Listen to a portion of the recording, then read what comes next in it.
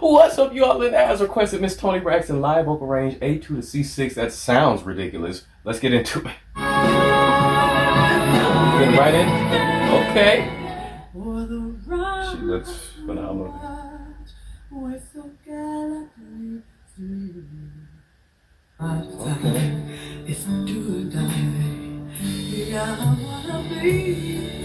It's her tone, though.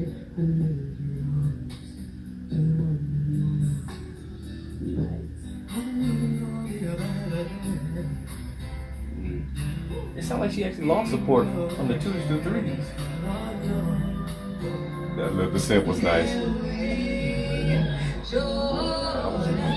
That reverberated. They can sing. Oh, now she sounds like a grown man.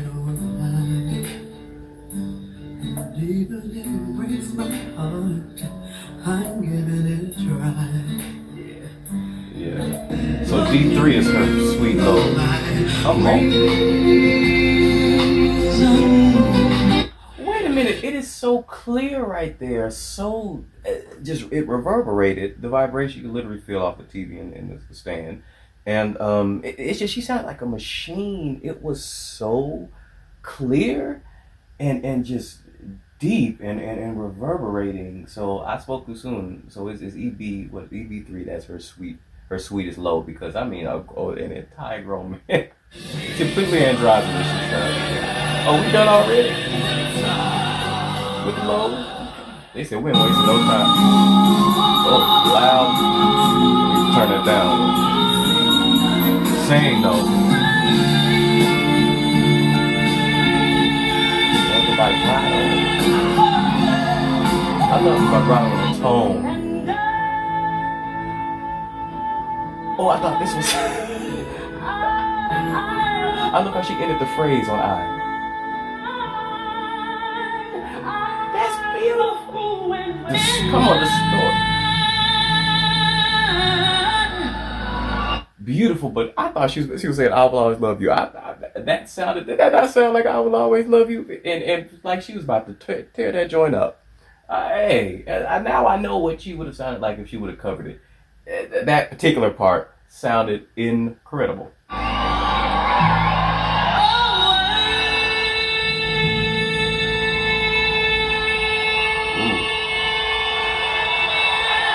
It's like a ring to it. Did y'all hear that? It was like a ring to it. It sounded like what do y'all call it? That sort of phonic type of thing. It was a very bright ring. I don't know what was it. Her voice? Was it the mic trick? That I don't know, but man, that actually hurt. Same. I like to run there. Very Whitney.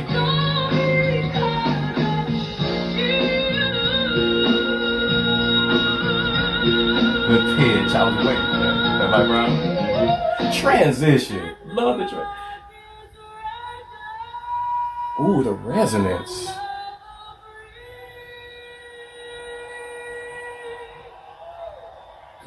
All right.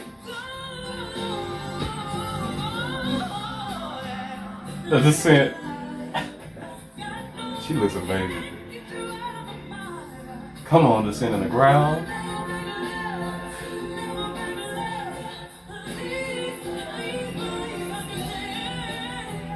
Come on. Say it. Ooh, that bass one.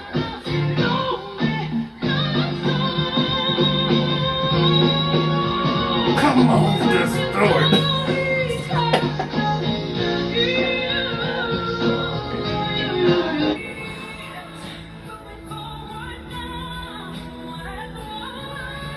Come on.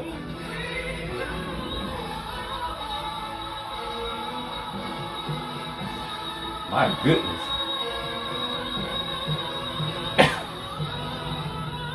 Sustain. Sustain.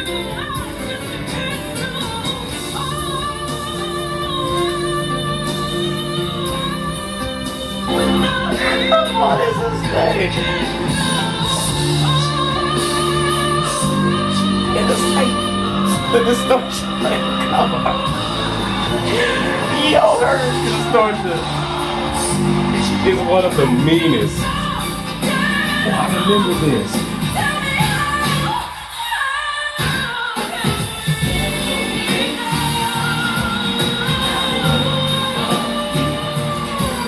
Hey, Toni, I remember that.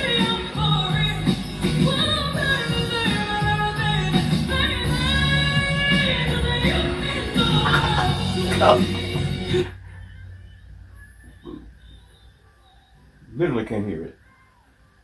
Literally. Come on. That distorted. Come on. Come on, Trent.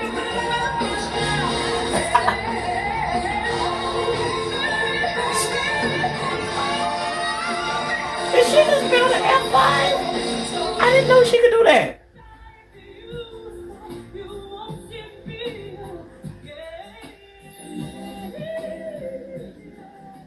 Beautiful transition. Beautiful discussion.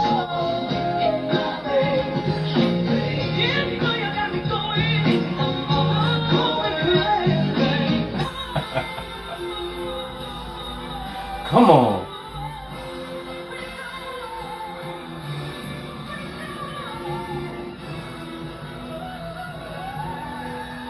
Come on. Well, that's Christina.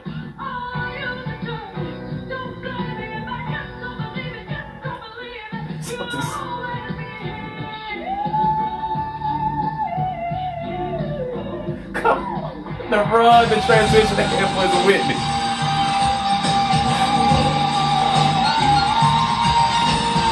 I remember that. I'll never forget that.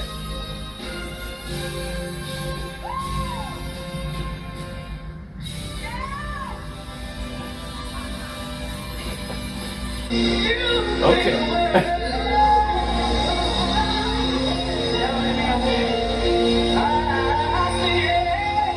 Come on. Somebody singing with her. Killing it.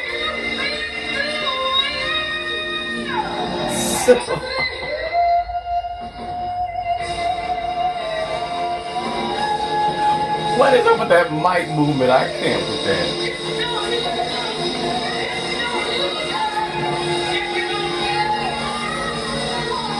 Sing, somebody sing with her. I wonder her sister. That is that Tamar back there? What is it with her? about? Sorry, killing back there. But I would say Toni Braxton, in general, easily one of my favorite tones. Probably my top 5 favorite tones. Period. It's got that richness, that fullness, that warmth that I love.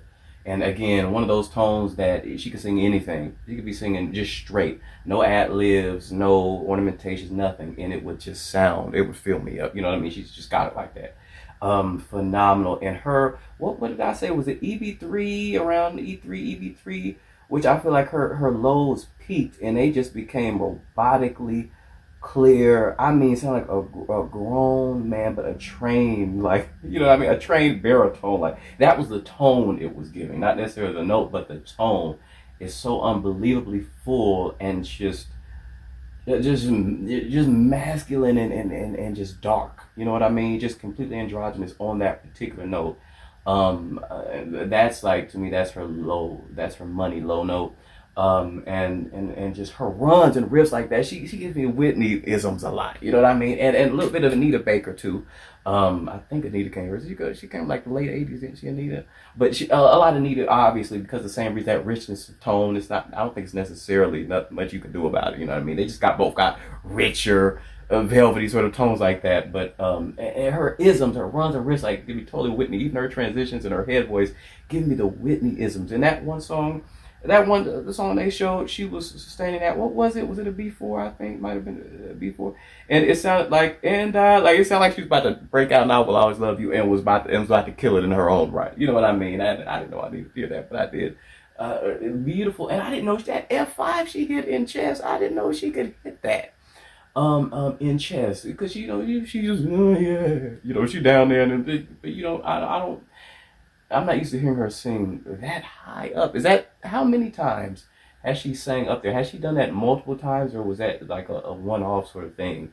And has she shown the ability to sustain with vibrato and sort of control up in the F5? I would really like to know, because that's just incredible considering how rich and how doggone masculine she sounds. Well low in there, and her vibrato is special too. When she turned that vibrato, just beautiful, and again, just a richness to it as you just can't quite quantify.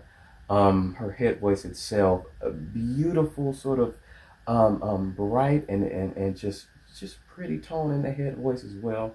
But yeah, and her transitions to fire. I mean, just she's overall fire. There were some instances in the third octave which I thought were the first few third octave notes they showed. Like I said, it sounded like mostly air. I'll be honest, mostly air. I actually thought she had a little bit more support in her some of her twos than she did in the early threes, which I found was strange. But again, later on in the threes, she just completely transformed. You know what I mean? It sounded like she was much lower later on than she did earlier on. I don't know what that's about, but anyway. I mean, just to me, she is one of my favorite, like I said, one of my favorite tones, and thereby one of my favorite singers. Because to me, that's like half the battle, as I always say. She is one of my most pleasing voices to listen to, and she's one of those people I can listen to for a very, very long time. She's not one person I get annoyed with, you know what I mean? Because I think because she naturally sits lower most of the time, it's just easier, and it's just velvety smooth to my ears. Just incredible. But her range, her chest belt mix range surprised me.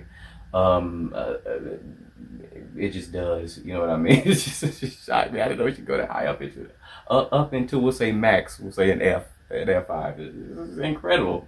Consider how low she lives, and that climax she does on Break My Heart, that's got to be like her most legendary climax. I just can't go without you. I can't go on. The amount of time she sustains that, and when she kept sustaining, and then she had the distortion on the growls and kept going. Every time she did that elongated, it was as growl. Her growls and her distortion is one of the dopest like I've heard. Like I mean that's just dope. Because it's usually so soft, and you have that come in, and like the change is just crazy. Anyway, let me know what y'all thought. They go on for like, subscribe, and please do more favorites. Who do y'all think? Which one do y'all think is her money note? I personally still think it was that lower. What was it? EV3. EV3. I think that's her money note. That she peak richness to me. Peak fullness, peak clarity. That note, that particular note, just did something to me. Peace.